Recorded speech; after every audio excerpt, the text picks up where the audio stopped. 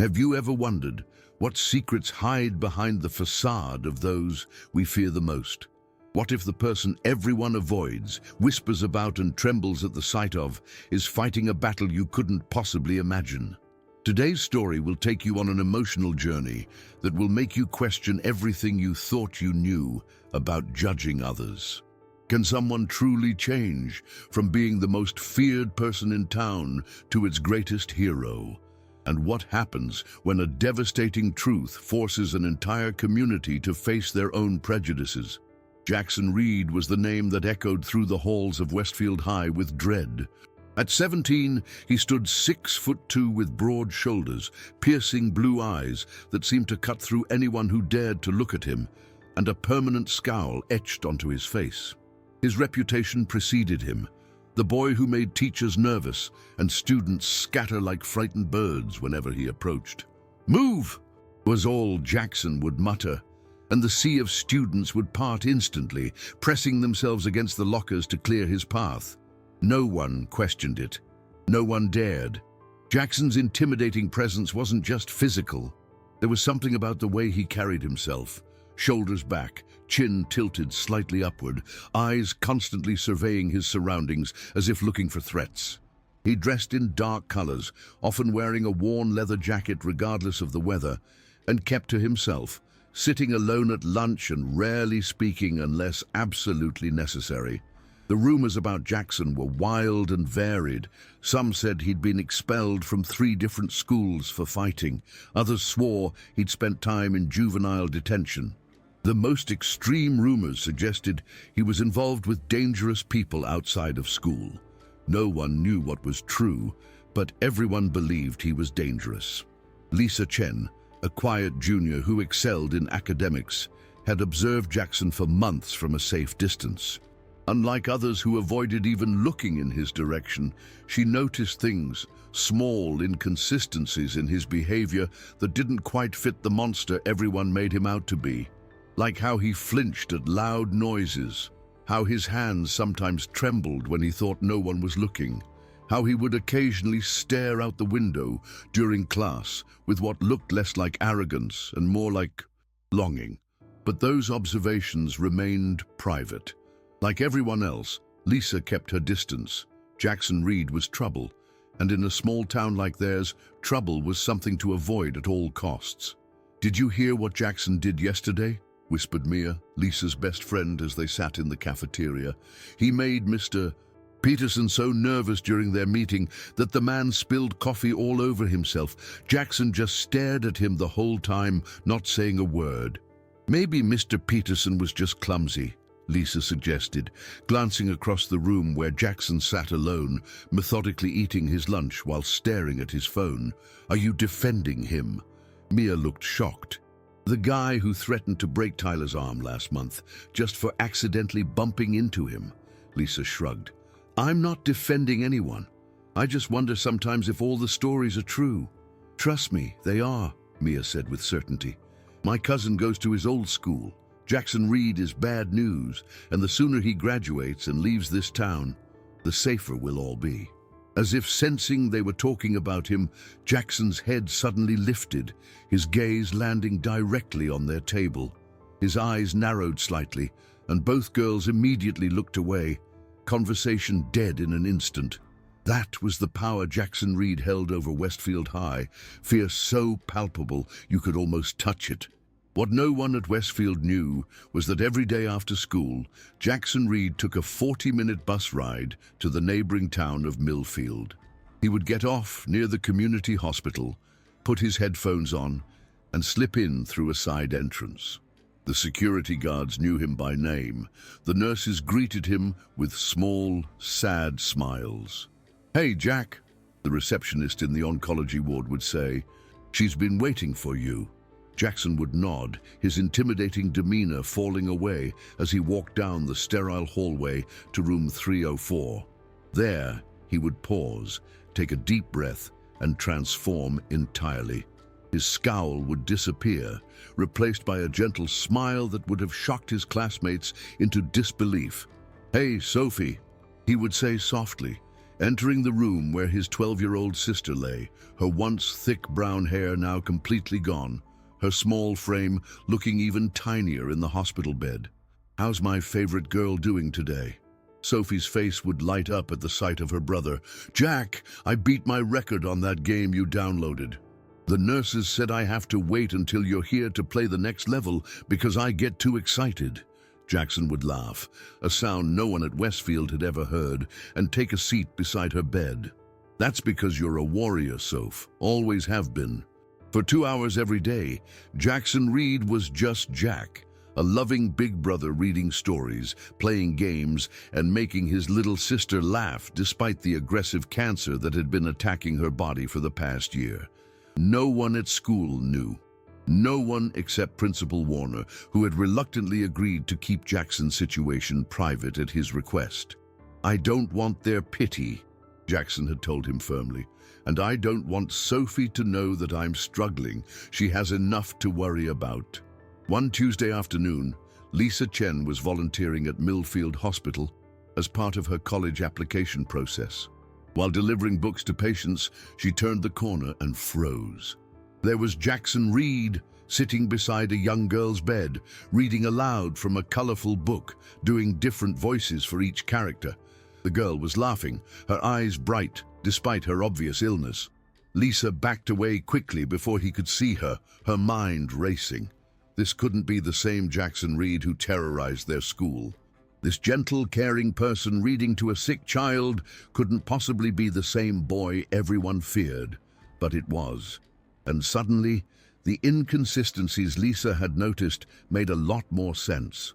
The next day at school, she watched him more carefully. She noticed how his phone would light up periodically, and he would check it immediately, his face momentarily softening before returning to its usual hardened expression. She noticed how he would disappear into the bathroom sometimes and emerge with slightly reddened eyes.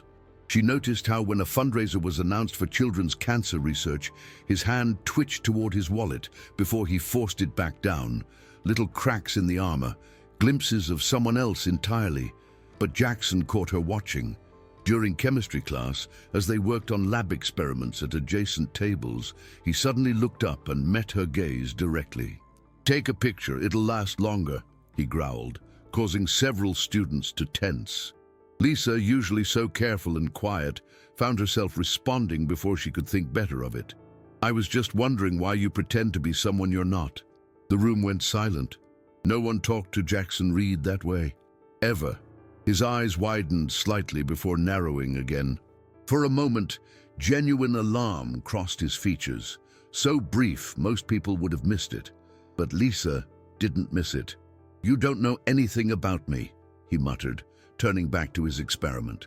"Maybe not," Lisa replied quietly. "But I think I've seen enough to know there's more to your story than what everyone believes." Jackson's jaw tightened. He gathered his books and walked out of class, ignoring the teacher's protests.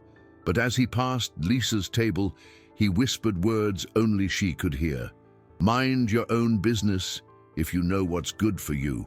3 days later, Lisa was working late in the school library. As the student assistant, she had permission to stay after hours to organize the new book shipment. The school was nearly empty, most students and teachers long gone. The quiet was peaceful as she worked methodically through the boxes of books. The sound of the library door opening startled her. Even more surprising was who walked through it. Jackson Reed. He stood in the doorway, his usual intimidating presence somewhat dimmed in the soft library lighting. For a moment, they just stared at each other. "We need to talk," he finally said, his voice lacking its usual edge. Lisa set down the book she was holding. "About what?" "About what you think you know." Jackson moved closer, pulling out a chair at her table, but sitting backward on it, facing her with his arms crossed over the back of the chair. "And about why you need to forget it." "I don't—" "Millfield Hospital," he interrupted. "Tuesday, you saw me." Lisa nodded slowly. "With that little girl. Is she—" "My sister," Jackson said after a long pause.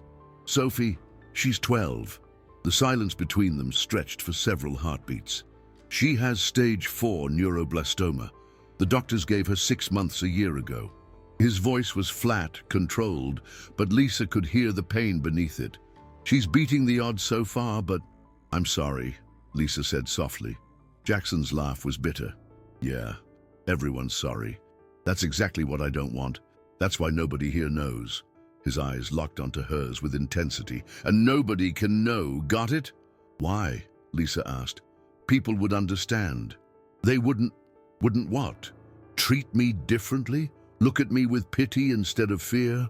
Jackson shook his head. Sophie doesn't know how bad things are at school. She thinks her big brother is popular, has friends. It gives her something positive to think about besides hospitals and treatments. I'm not taking that away from her. Lisa studied him, seeing beyond the tough exterior for the first time. So you'd rather everyone think you're a monster than know the truth? What I'd rather, he said, standing abruptly, is for you to promise you won't tell anyone what you saw. Lisa stood as well, gathering her courage. I won't tell anyone, but maybe you don't have to do this alone. Maybe having someone to talk to would help. For a moment, the mask slipped completely. Jackson looked young, vulnerable, exhausted. Then just as quickly, the walls came back up. I don't need help, he said firmly. I just need your silence. As he turned to leave, Lisa called after him. Jackson, wait. He paused, his back to her. Same time tomorrow, she said. I'm volunteering at Millfield again. If you want a ride instead of taking the bus, I'll be in the parking lot at 3:30. Jackson didn't respond. He simply walked out, leaving Lisa alone with her thoughts and a very different understanding of the school's most feared student. The following day crawled by at an excruciating pace. Lisa found herself checking the clock every few minutes during her last class, wondering if Jackson would actually accept her offer. She hadn't seen him all day.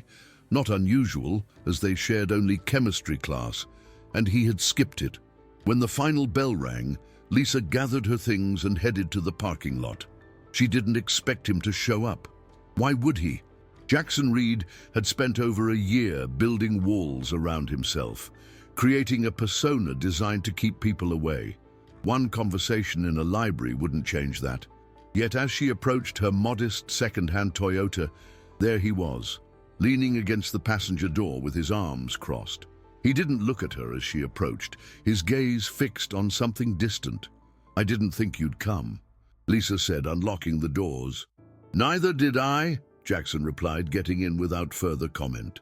They drove in silence for the first 10 minutes. Lisa occasionally glanced at Jackson, who stared out the window, his jaw clenched tight. His usual intimidating presence felt different in the confined space of her car, less threatening, more defensive. How long has Sophie been sick? Lisa finally asked, breaking the silence. Jackson didn't answer immediately. When he did, his voice was quiet. They found the tumor 14 months ago. She started having headaches, then balance problems. Our mom thought it was just growing pains until... He trailed off. It happened fast after that. That's when you transferred to Westfield? He nodded. We moved to be closer to the treatment center. My mom works 2 jobs now to help with the medical bills. Insurance covers some, but not everything. And your dad? Left when Sophie was 4. Real stand-up guy, Jackson said with bitter sarcasm. He sends birthday cards sometimes. That's about it. As they neared the hospital, Lisa took a chance. Is that why you're so angry all the time? Because of what your family's going through? Jackson turned to look at her fully for the first time during the drive. I'm not angry, he said, his voice surprisingly calm. I'm terrified, and being feared is easier than being pitied. The truth of that statement hung between them as Lisa parked the car. Before getting out, Jackson paused, his hand on the door handle. Why are you doing this? Helping me, talking to me, everyone else is happy to keep their distance. Lisa considered her answer carefully. Because I've spent my whole life being invisible. It's different than being feared, but the result is the same. You end up alone. And I don't think anyone should have to be alone through something like this. Something shifted in Jackson's expression, a softening around the eyes, a slight release of tension in his shoulders.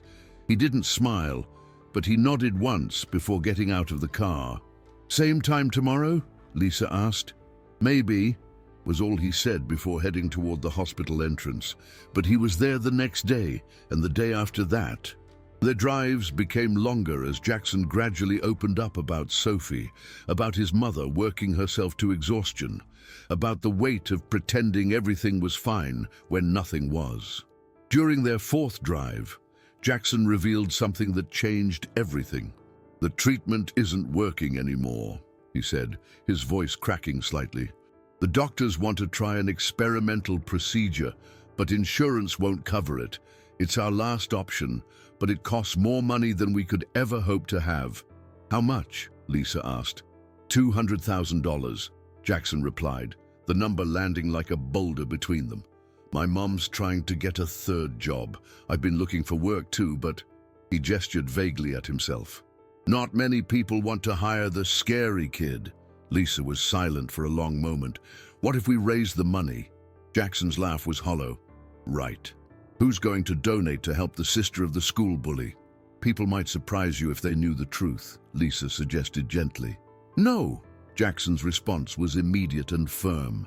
"I told you, Sophie can't know how things really are at school. She thinks I'm..." He cut himself off, looking away. "She thinks you're what?" Jackson's voice dropped to barely above a whisper. "A hero. She thinks her big brother is someone others look up to. I can't take that away from her. It's the only thing I can give her right now." What Lisa discovered over the next few weeks revealed a depth to Jackson's situation that she couldn't have imagined. After gaining his reluctant trust, he finally showed her the small apartment where he lived with his mother, and when she wasn't hospitalized, Sophie. The walls were thin, the furniture sparse. But what struck Lisa most were the piles of medical bills on the kitchen table, the multiple calendar schedules coordinating treatments and work shifts, and the collection of handmade cards from Sophie to her brother. "You're my superhero, Jack," one read in colorful crayon letters. Jackson's mother, Elena Reed, was a small woman with eyes that matched her son's and premature lines etched into her face from worry and exhaustion. When she met Lisa, her surprise was evident. "Jack hasn't brought a friend home since..." she started, then stopped herself. "Well, in a long time." "Mom, Lisa's just giving me rides to the hospital," Jackson corrected quickly, but the damage was done. Lisa could see the hope in Elena's eyes, hope that her son wasn't completely alone in this battle. Later that evening, while Jackson was talking with Sophie on the phone in his room, Elena pulled Lisa aside. "I don't know what's happening between you and my son," she said quietly, "but thank you. Jack's been carrying so much on his shoulders. Too much for a 17-year-old boy. He loves Sophie very much," Lisa replied. Eleanor's eyes filled with tears. "He's sacrificed everything for her. His friends, his reputation, his future. He was on track for a basketball scholarship before we had to move. Now he spends every free moment either with Sophie or working odd jobs for cash." "Working jobs?" Lisa asked, confused. "He told me he couldn't find work." Elena smiled sadly. "That sounds like Jack. Always downplaying what he does. He doesn't want anyone to know, but he's been doing whatever he can find. Landscaping on weekends, stocking shelves at that 24-hour market 3 nights a week, even helping old Mr. Garrison with his junk removal business whenever he's called." Lisa's mind reeled. Jackson was going to school, spending hours at the hospital with Sophie and working multiple jobs, all while maintaining the facade of the intimidating loner who didn't care about anything. "The worst part," Elena continued, her voice breaking, "is that it's still not enough. The treatment Sophie needs, it's her only chance, but we're nowhere near having enough saved, and time is running out." At that moment, Jackson emerged from his room, stopping short when he saw his mother's tears and Lisa's stunned expression. "Mom," he said warningly. "She should know, Jack," Elena replied, wiping her eyes. "If she's going to be your friend..." "I told you she's just giving me rides," Jackson interrupted, but his protest sounded hollow even to his own ears. Lisa stood, gathering her courage. "Is it true you've been working 3 jobs on top of everything else?" Jackson's jaw tightened. It's not a big deal. Not a big deal. Lisa's voice rose slightly. Jackson, when do you sleep? He shrugged, looking away. Sleep's overrated. The pieces suddenly fell into place. His constant alertness, the dark circles under his eyes, how he sometimes nodded off in class, only to jerk awake at the slightest sound. What everyone interpreted as intimidating vigilance was actually the desperate exhaustion of someone running on empty. "This can't go on," Lisa said firmly. "You're going to collapse if you keep this up." "What choice do I have?" Jackson snapped, his voice rising for the first time since Lisa had begun to know the real him. "Sophie needs that treatment. My mom needs help. What am I supposed to do? Just give up?" The raw pain in his voice silenced the room. Elena put her hand on her son's arm, but he pulled away, grabbing his jacket. "I need some air," he muttered, heading for the door. Lisa followed him into the hallway of the apartment building. "Jackson, wait!" He stopped but didn't turn around. "Let me help," she said simply. His shoulders slumped. When he finally turned to face her, the mask was completely gone. In its place was just a boy, exhausted, frightened, and desperately trying to save his sister's life. "How?" he asked, his voice barely audible. "How can anyone help with this?" The following Monday, Westfield High was buzzing with excitement over the upcoming Spring Festival, an annual event that included carnival games, performances, and various fundraising booths for school clubs. As the student council discussed final preparations during lunch period, Lisa sat quietly, an idea forming in her mind. "We still need to decide which charity gets the proceeds this year," said Emma, the student council president. "The animal shelter was our choice last year, and Mr. Peterson suggested the food bank this time." Lisa raised her hand, surprising herself with her own boldness. "What if we focused on a more personal cause, someone from our own community?" All eyes turned to her, including Mia's, who looked confused by her usually quiet friend's sudden interest in the festival's charity component. "What did you have in mind?" Emma asked. Lisa took a deep breath. "There's a 12-year-old girl fighting stage 4 cancer. She needs an experimental treatment that insurance won't cover. Her family is from here and they're struggling." The council members exchanged glances, clearly intrigued but wanting more information. "Who is it?" someone asked. "Sophie Reed," Lisa replied, her heart pounding. "Jackson Reed's sister." The silence that followed was deafening. Jackson Reed, the name that struck fear into everyone at Westfield, had a sick sister. It seemed impossible to reconcile the intimidating figure with someone capable of human connection. "Jackson Reed has a sister," Emma echoed, voicing everyone's surprise. Lisa nodded, choosing her words carefully. "She's been fighting cancer for over a year. That's why he transferred here, to be closer to her treatment center." "Wait," Mia interjected. "How do you know all this?"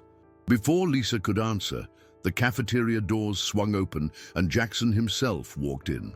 As usual, conversations hushed, and students moved aside as he made his way to his solitary table. But this time, the silence felt different. People were looking at him with curiosity rather than fear. Word traveled fast in high school. By 6th period, whispers about Jackson Reed's dying sister had spread throughout the school. Lisa felt a pang of guilt. This wasn't how she had planned to help. Jackson would be furious that his secret was out. She found him after school, leaning against her car, his expression unreadable. "You told them," he said flatly as she approached. "Jackson, I trusted you," he interrupted, his voice low and controlled. "The one thing I asked was that you keep Sophie's situation private." "I only told the student council," Lisa explained hurriedly. "I thought maybe the Spring Festival fundraiser could help with Sophie's treatment. I didn't expect it to spread so quickly." Jackson ran a hand through his hair, frustration evident in every movement. "You don't get it. Now everyone will look at me differently. They'll start asking questions. Sophie might find out what? That her brother is human, that he cares about her," Lisa challenged, finding courage she didn't know she had. "Jackson, You're killing yourself trying to maintain this image while working yourself to exhaustion. Something has to give. Their argument was interrupted by a commotion near the main building. A crowd of students was gathering, pointing at something in the sky. Dark clouds had formed suddenly, and the wind had picked up dramatically. "Tornado warning!" shouted a teacher, running toward the parking lot. "Everyone back inside the building immediately!" The weather in their region was notorious for changing rapidly, but this was unusually sudden. Students scrambled toward the main building as the sky darkened further. Lisa and Jackson joined the rush, the tension between them momentarily forgotten in the face of immediate danger. Inside, chaos reigned as teachers attempted to shepherd students toward the designated storm shelters in the basement. The power flickered once, twice, then went out completely, plunging the hallways into semi-darkness, relieved only by emergency lights. "Everyone stay calm and proceed to the basement," Principal Warner's voice boomed through a battery-powered megaphone. "This is not a drill." As they moved with the crowd, Lisa noticed Jackson growing increasingly tense beside her, his eyes scanning the hallways. "What's wrong?" she asked. "The Hutchinson twins," he muttered. "The special needs kids. I don't see them." Lisa looked around. He was right. The 8th grade twins who had Down syndrome were nowhere to be seen. Without warning, Jackson broke away from the group, heading in the opposite direction. "Jackson!" Lisa called after him. "Where are you going?" "They were in the art room after school today," he called back. "East Wing. They might not have heard the warning." Lisa hesitated only briefly before following him, ignoring the teacher's calls for them to come back. The East Wing was the oldest part of the building, with fewer emergency lights and more vulnerable windows. As they ran down the darkened hallway, the howling wind outside grew louder. "How do you know they were in the art room?" Lisa asked as they ran. "I help them with art projects sometimes," Jackson replied without slowing down. "During my free period." Another piece of the puzzle that was Jackson Reed fell into place. The supposedly heartless bully spent his free time helping special needs students with art projects. They reached the art room just as a massive crash shook the building. One of the large windows had shattered, sending glass flying across the room. Huddled beneath a sturdy table were Amy and Alex Hutchinson, clinging to each other and crying in terror. "It's okay, guys," Jackson said, his voice transforming into something gentle that Lisa had only heard when he spoke to Sophie. "Remember me, Jack, from art class? We're going to get you somewhere safe." The twins recognized him immediately, their fear visibly subsiding. "Jack!" they cried in unison. As Jackson coaxed them out from under the table, Lisa watched in amazement. This was yet another side of him she hadn't seen. Confident, calming, almost parental in his approach to the frightened children. Just as they were about to leave the room, a terrible groaning sound came from above. Lisa looked up to see the ceiling beginning to cave in as the storm's force tested the old building's structural integrity. "Look out!" she screamed, but it was too late. A large section of ceiling was collapsing directly above the twins. What happened next would forever change how Westfield viewed Jackson Reed. Without hesitation, Jackson threw himself over the Hutchinson twins, using his body as a shield. As debris came crashing down, something extraordinary occurred. The falling ceiling pieces seemed to slow, then hover, then gently settle around them instead of crushing them. Lisa stared in disbelief. The debris had formed a perfect circle around Jackson and the twins, as if an invisible force had pushed it away. When Jackson looked up, his eyes were different, glowing with an electric blue light that illuminated the dusty air around them. "Jackson," Lisa whispered, "your eyes." He blinked, and the glow faded, but the evidence of what had happened couldn't be denied. Somehow, Jackson Reed had stopped a ceiling from collapsing on them. "We need to get to the shelter," he said hoarsely, avoiding her gaze as he helped the twins to their feet. The four of them made it to the basement safely, where worried teachers and students welcomed the twins with relief. No one seemed to have witnessed what had happened in the art room except Lisa. Later, as they sat in the crowded basement waiting for the all clear, Lisa confronted Jackson in a quiet corner. "What was that?" she demanded in a whisper. "What happened back there with the ceiling?" Jackson's jaw tightened. "I don't know what you're talking about." "Your eyes were glowing blue. The debris didn't hit us. It moved around us," Lisa insisted. "I saw it, Jackson." He remained silent for so long that Lisa thought he wouldn't answer. Finally, he spoke, his voice barely audible. "It started after Sophie got sick," he admitted. "At first I thought I was just stressed, seeing things, but then I realized I could move things without touching them, only when my emotions get intense." He looked at her, vulnerability plain on his face. "I've never told anyone. They'd think I was a freak." "That's why you keep everyone at a distance," Lisa realized. "Not just because of Sophie, but because you're afraid of what might happen if you lose control." Jackson nodded slowly. "I've been teaching myself to stay calm, to keep everything bottled up, but sometimes, like today, when someone else was in danger," Lisa finished for him. "I couldn't let them get hurt," he said simply. The revelation hung between them, massive in its implications. Jackson Reed wasn't just a boy dealing with his sister's illness. He was someone with an inexplicable ability that he'd been hiding along with everything else. The tornado did significant damage to the east wing of Westfield High, forcing classes to relocate while repairs were made. But far more transformative was the change in how people viewed Jackson Reed. Word of his heroic actions to save the Hutchinson twins spread quickly, though the supernatural aspect remained known only to Lisa and Jackson. The story of Jackson Reed, the feared loner who risked his life for two special needs students, captivated the school. When combined with the revelation about his sister's illness, the image of the heartless bully crumbled completely.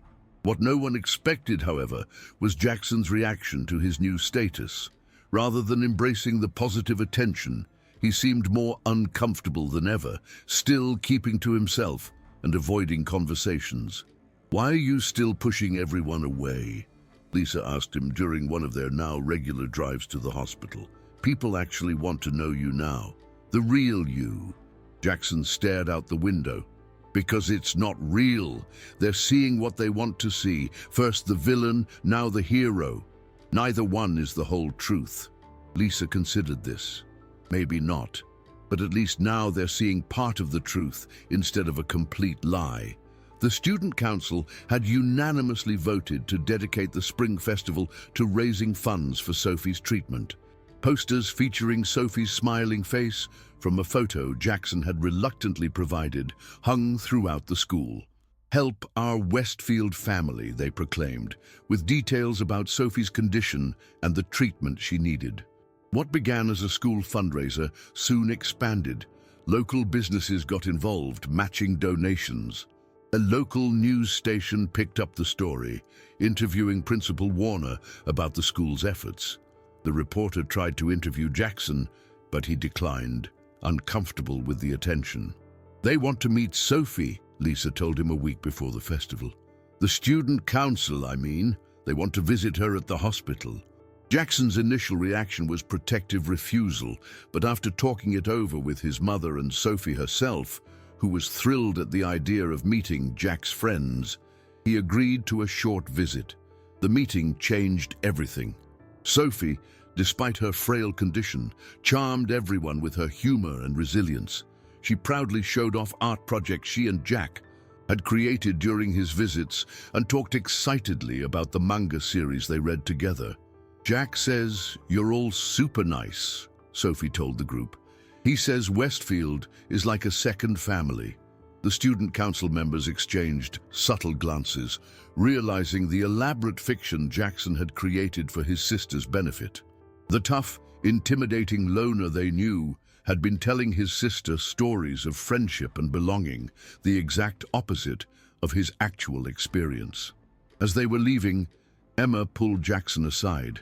"We won't let her down," she promised. "And we won't let you down either." The Spring Festival exceeded everyone's expectations. The entire town seemed to turn out, with donations pouring in from unexpected sources.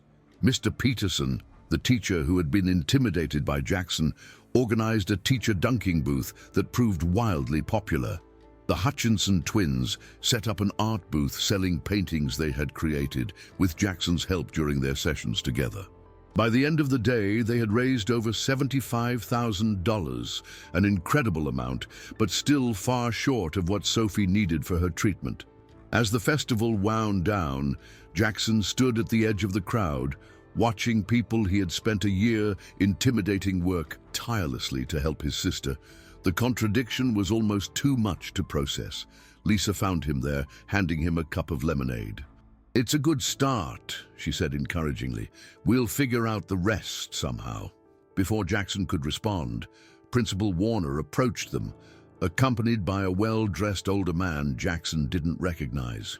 "Jackson, this is Mr. Harrington," the principal said. "He'd like to speak with you."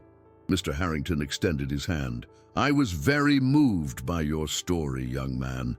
My foundation specializes in funding experimental medical treatments for children with rare or advanced cancers." Jackson shook the man's hand, hardly daring to hope. "Your foundation?" "Yes, the Harrington Medical Research Foundation. We'd like to cover the remaining cost of your sister's treatment, all of it." Jackson stared at the man, speechless. "Why?" he finally managed. "Mr. Harrington smiled sadly. "I lost my daughter to cancer 20 years ago. Experimental treatments weren't as advanced then. Your dedication to your sister, working multiple jobs, maintaining your grades despite everything, creating a positive world for her even when your own was falling apart. It reminds me of what I tried to do for my Emily." Tears filled Jackson's eyes for the first time since Lisa had known him. He tried to speak, but couldn't find the words. "There's something else," Mr. Harrington continued. "Principal Warner tells me you were once on track for a basketball scholarship. My foundation also offers educational scholarships for siblings of cancer patients. We'd like to ensure your future is secure, regardless of what happens with Sophie's treatment." In that moment, something broke open in Jackson Reed. The walls he had built, the persona he had crafted, the fear he had used as a shield, all of it crumbled. He covered his face with his hands, his shoulders shaking with silent sobs. Lisa put her arm around him, supporting him as he experienced something he hadn't allowed himself in over a year: hope. 2 months later, Sophie began her experimental treatment. The doctors were cautiously optimistic, noting that her response to the initial phase was stronger than expected. Jackson, with Lisa's encouragement, gradually allowed his true self to emerge at school. He joined a study group, reconnected with former basketball teammates, and even helped coach a junior league team that included the Hutchinson twins. His mysterious ability remained a secret between him and Lisa, though he had begun to practice controlling it rather than suppressing it. "Maybe someday I'll understand it," he told her. "But for now, knowing I might be able to use it to help people if they're in danger, that's enough." On the last day of school, as students signed yearbooks and made summer plans, Jackson approached Lisa at her locker. "Sophie asked for you," he said, smiling, something that no longer shocked people who saw it. "She wants you to come to her birthday party next week. Says it's not fair that I get to see you every day and she only gets visiting hours." Lisa laughed. "I wouldn't miss it." Jackson hesitated, then said, "I never thanked you properly, for seeing through me, for not giving up when I pushed you away." "That's what friends do," Lisa replied, "or whatever we are." Jackson took her hand, a gesture that would have been unthinkable months ago. "I think we're whatever we want to be, and we've got time to figure it out." As they walked out of Westfield High together, students called out greetings to Jackson, not with fear, but with genuine warmth.